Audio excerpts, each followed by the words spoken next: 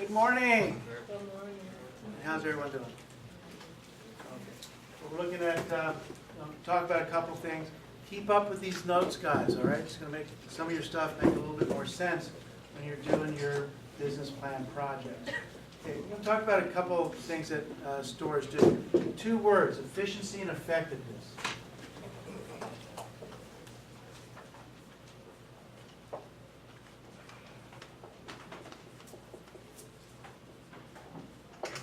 These tend to be mutually exclusive, means you can do one, but you can't do the other. Or you can do the other, but you can't do the other one. Or you can do a little bit of this, a little bit of that. And these are ones you need to know the definitions of. You need to know why they're important. Because as you're doing your business plan, it's going to be paramount that you take this into consideration. It's going to cause you much grief if you don't do it right. It's going to cause you a lot of expense, unnecessary expense, if you go overboard on it. Okay? Efficiency is doing it right.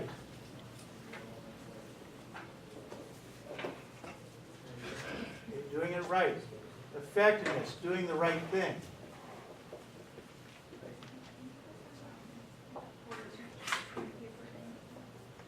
Efficiency, doing it right. Effectiveness, doing the right thing. Now, efficiency generally is always going to be involved with price or time. Can I do it cheaper? Can I do it faster? Can I do it better and cheaper? Better, cheaper, and faster. So it's all about time. It's all about money. How do we make it cheap? How do we make it fast? We get those things out of there. Think about your price leaders as far as large companies that do things based on price on. Who's the biggest one that touts price for everything they do? Walmart. Best price always. Or they always tout the price thing. But they have spent billions of dollars to get to the point that they can be the cheapest one. Remember that Costco? We watched that Costco video, right? Yes. And he said that, some people look at this hot dog and say, how could I charge $5 for it? And we look at it and say, well, how can we charge $1 for it? It's really touting the price. But those companies spend billions of dollars to get them into that place. And if you're starting a new company and you feel you're going to go in on price only, you're generally going to lose 99% of the time. Generally 99% plus companies that go in and figure the cheapest price out there will go out of business. All right? Now, effectiveness, doing the right thing. This is always about the customers. It's always about the customers. Meeting the customers, what needs? Changing needs. Meeting your customers' changing needs what? Profitably. Okay? Meeting your customers' changing needs profitably because your customers' needs are going to change. Now what was interesting is, anybody ever hear of Gateway computers? I mean, they were big. They were out of South Dakota. Ones had the cows on it. Everybody wanted a Gateway. When I started my operations up in England, the first thing we did was bought a bunch of Gateway computers. They had an office in Ireland. And so we got some computers over. We're setting everything up. But Gateway was the name, the computer to be with. And then all of a sudden they got kicked in the teeth by who? 4 letters. Dell. Dell computer. Just flat wiped them out. And you don't see Gateway anymore. In fact, the college I teach at, that was all they had. The entire campus was Gateway computers. And that was the end-all, be-all. Now when I go there at the University of North Georgia, everything is Dell computers. So it's amazing how these folks lost all that market share. So, doing the right thing. Dell did some interesting things. He decided to cut out the middle person. You ordered direct from Dell. And first you did it by phone, but then they were able to do it online. So all the middle people were cut out. Plus Dell did everything to keep control of their inventories. In fact, Dell had a 48 to 72 hour inventory. That means they would run out of product in 48 to 72 hours should they not get their supplies out. But what was happening is all the computer parts were changing so fast that all these other companies had 3, 4, 5, 6 month stockpile. So something changes, and guess what? They've got 3, 4, 5, 6 months worth of inventory, billions of dollars worth of stuff, but they got to decide what to do with it. Dell didn't have that problem. And so Dell did a great job. In fact, when there was a strike at the Stockton yards, Dell was proactive enough, realizing that their supply chain was so weak, that they chartered 747s before anybody else did. The 747 will hold 10 truckloads of goods. So they were able to get their 747s for $500,000 a trip, where the other folks were paying $1.5 million for the same thing. So that's kind of, we'll get into that when we get into supply chain management. But Dell just did a great job, and Dell worked it out where their manufacturing line, my wife bought one from them, but she wanted a particular color. And then obviously, since she bought the computer a particular color, her mouse had to be what? Had to coordinate with her computer. And they obviously had that for a huge price. I could buy it for $8 at Walmart, but $49.95 from Dell. And guess which one we bought? One from Dell. $49.95 one from Dell, yeah. You can't say no to her. But effectiveness is doing the right things, keeping those customers happy. But the problem is effectiveness costs money because it means more customer support. Dell found out a good way to be able to do both of those things. Take a look at Home Depot. Home Depot, when it got bought out from the two guys that started it, one owns the Falcons, and Bernie, obviously, the other one ended up helping fund the aquarium. When they owned it, they were big into customer service. But when it was bought, people looked at it and says, oh, wow, we could cut out and save a lot of expenses, employee expense. We just cut back on all this labor we have in the stores. So they did that. They cut back on the customer service labor that was there. And who kicked them in the teeth? Lowe's. This gave Lowe's a huge opportunity to expand and to grow. And guess what? Home Depot realized their mistake several $billion later and started putting people back in the store. But they realized it all comes down to that unique customer experience. And with your companies, you've got to figure this part out. Do I hire people that cost me money, or do I keep myself super efficient? Do you ever go to Walmart for customer service? No, do you? I mean, as much as they say, yeah, you do. No, you don't. You don't go. Most you'll sometimes do is ask, where is this? How many items does a typical Walmart have in stock? 100 to 120,000 items. Unique items, SKUs, SKUs. We'll talk about those when we get into supply chain. But 120,000 particular SKUs. Grocery store has about 40,000 SKUs. And these typical convenience stores, things like that, will have 3,000 or 4,000. How many does a Costco have? Remember the number? It was about 4,000 unique items in a Costco. And look how big those places are. But they, remember how many different sizes of mayonnaise do they have? How many different types of ketchup do they have? Brands. Advil, what was it, 360 count versus 48 different count sizes and everything else that they have at other stores. So again, Costco trying to be very efficient. They base their things on price. But then you come down here, you look at other stores that have to base it on effectiveness, meaning the customers.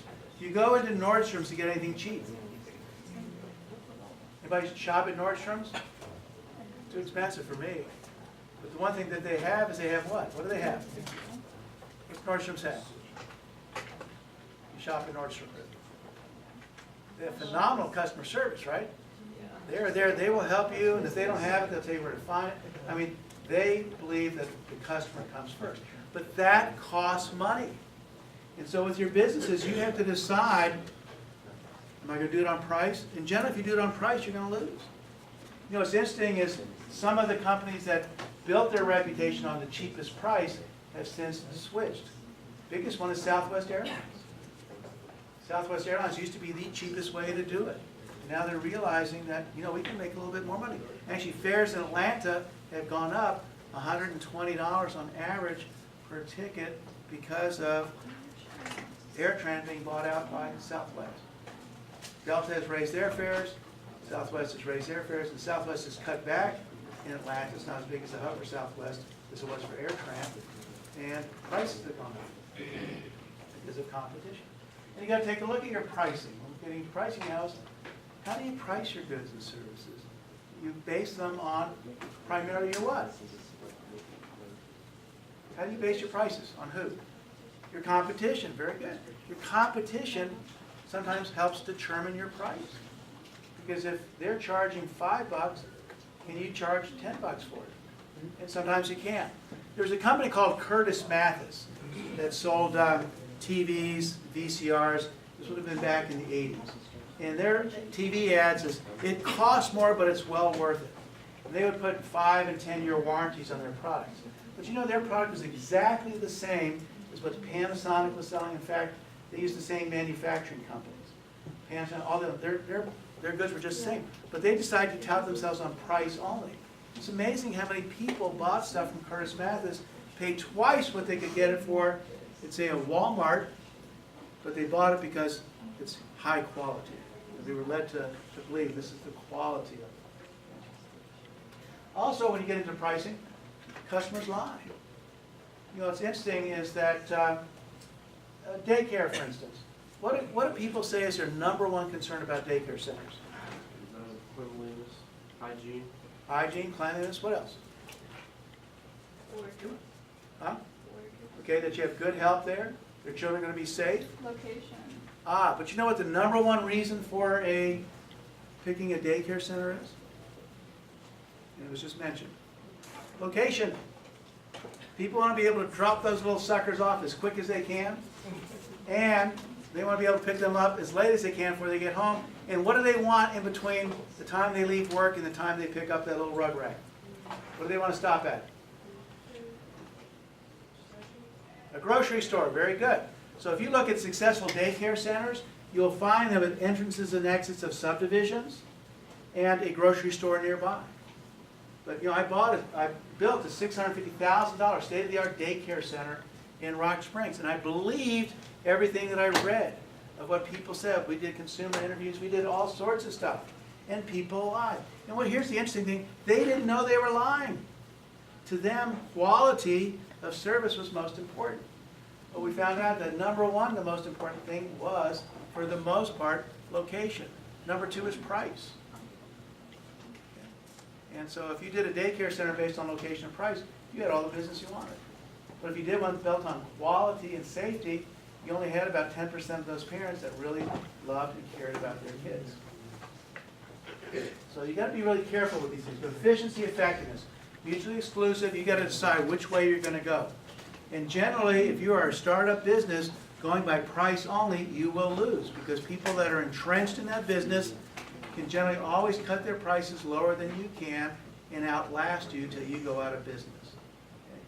So efficiency, doing it right. It's always price, time, faster, cheaper. Effectiveness, doing the right thing. It's always about the customer, meeting their particular needs. And sometimes being that company that goes out on a limb to say, well, this is what we think customers want. And again, you got to be careful with customer impressions. Customers lie.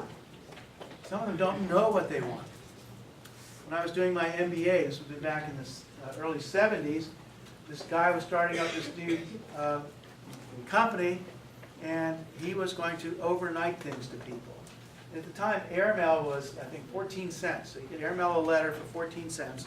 He was going to charge $4. Dude, I said, that's ridiculous. This will never work.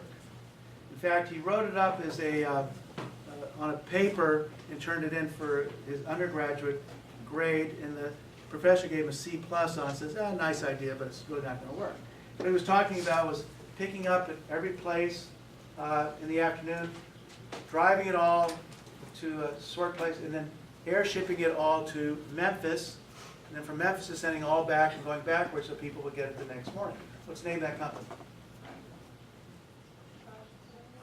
What's the name of the company? Huh? Not Amazon, begins with an F. Said it's FedEx, Federal Express. The guy's name was Smith. And so every year he sends a signed copy of his annual report to his professor that gave him a C+ on the paper. The guy says, this really probably won't work. But the guy came up with something before people knew they wanted it or needed it. In fact, about 10 years later, 15 years later, sometimes FedEx wasn't fast enough. We would have one of our employees drive stuff to the airport in Salt Lake City, which was 180 miles away, and put it with UPS Sonic Air, which would get out within just a couple hours. So it was amazing. And just the regular FedEx stuff, we were probably shipping almost 1,000 things a week through FedEx. So things would arrive the next morning. So it's amazing, how you can be out there and know what people want before they know what they want. So is FedEx efficient or effective? Highly efficient, but effective. Okay? And I'm going to show you a FedEx video here this next week or two. You can kind of see the behind the scenes how they do all that so that every package gets where it was. But that's what it cost them. Because they're more effective, it costs them a little bit more money. And you've had competitors, Air, the third one that came in and was bought out by the German group, not AirTran. It was one of the ones that came out, but they tried to do it on price and beat them. But you know what? Anytime anybody wanted to get something there the next day, they'd spend that little bit extra and send it with FedEx. All right. Let's talk about, everybody kind of got an idea on efficiency, effectiveness, mutually exclusive. One is doing it better, cheaper, faster. The other one is doing what the customers want. And there's costs involved. Okay. Let's talk about SWOT. And some of you all heard this in IBT. What's SWOT? What? I'm sorry. Yeah, what does it stand for? Right. Strengths, weaknesses, opportunities, and threats.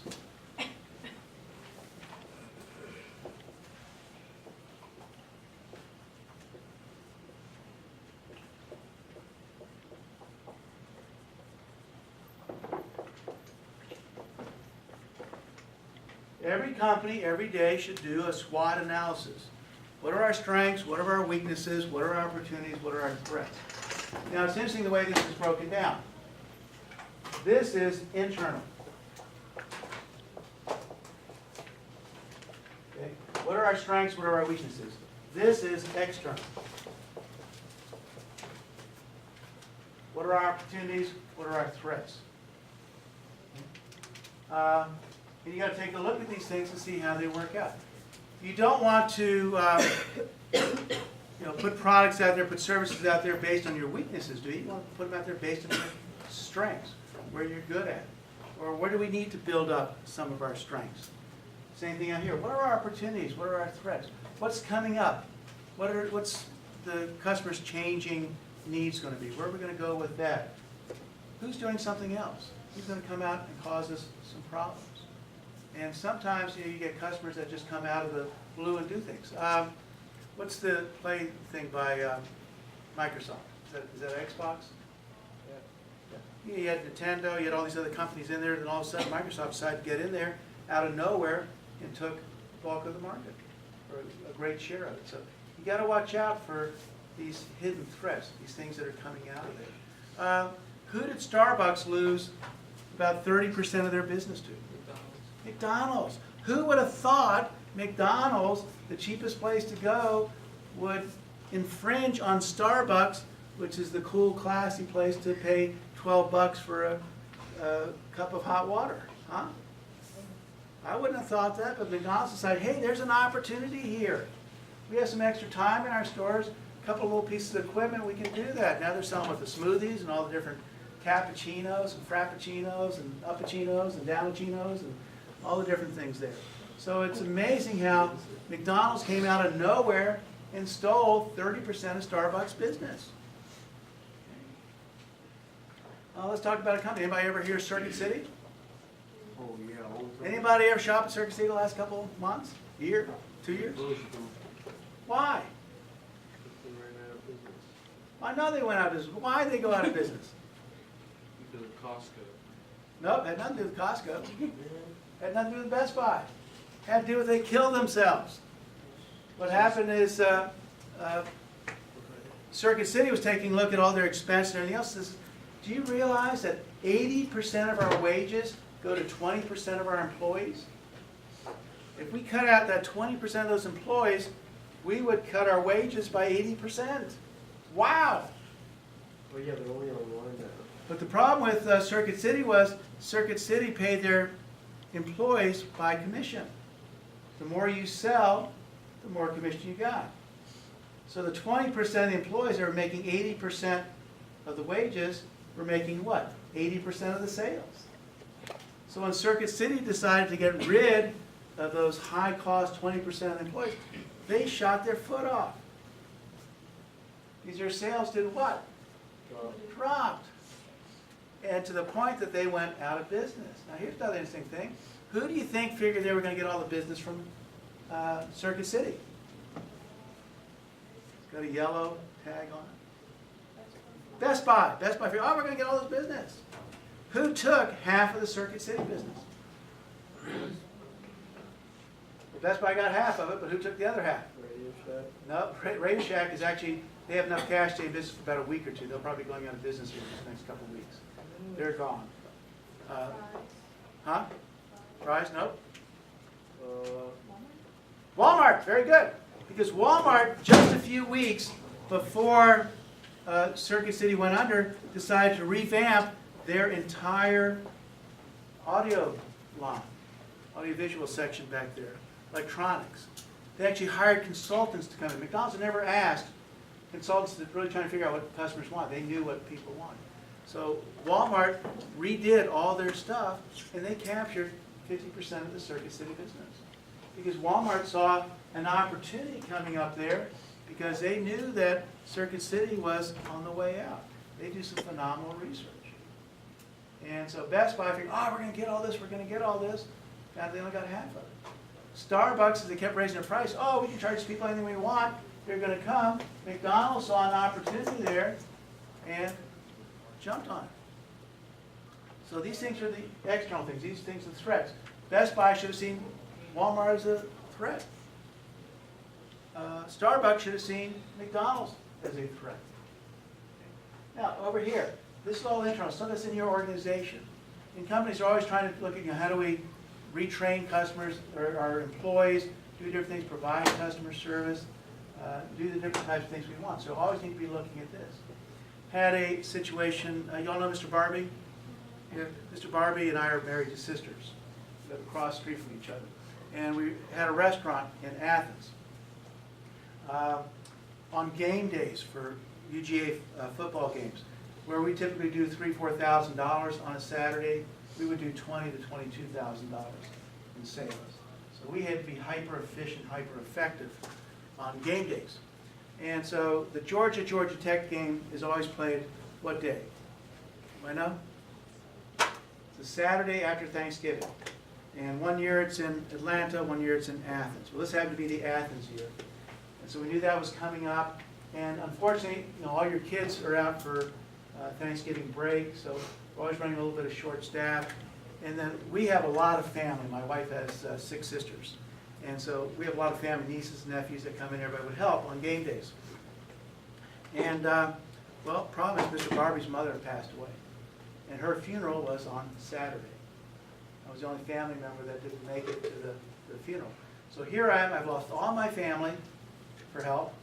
I'm down about 30–40% normally what I would have on the kids to help out.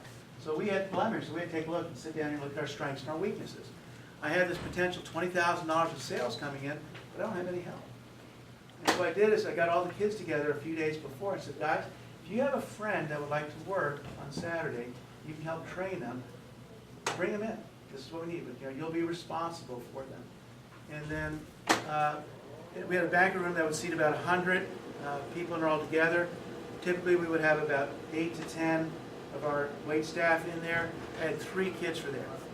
And I was able, one of them brought a friend, and so they were going to help carry food out and do some things. Those 3 kids decided to work together, pool their tips, and then everybody there was everybody's customers. And those kids took care of that area back there. We did $22,000 that day, and our labor costs were about 40% of what they would typically be for that day. We got the kids together, got them excited, and then bringing a couple friends to help out. And those kids were just hyper effective. Again, it was looking at what was coming up, what our strengths were, what our weaknesses were, where can we compensate for those. So we're working on those things. So SWOT analysis, you really need to take a look at those because in your business plan, you have to do a SWOT analysis on yourself. What are your strengths? What are your weaknesses? What are your opportunities, your threats? Remember, these come from outside the business. These are inside the business. What is it that you need to work on? Is it your marketing? How do you get the right information from customers, knowing that sometimes they lie and they don't know they're lying? How do we take a look at all this? Any questions on any of these? There are quite a bit of stuff. So this will all apply to the business plans that you're doing, guys. So again, take your notes, read your notes. This will be available on YouTube. Any other questions? All right. Thanks, kids.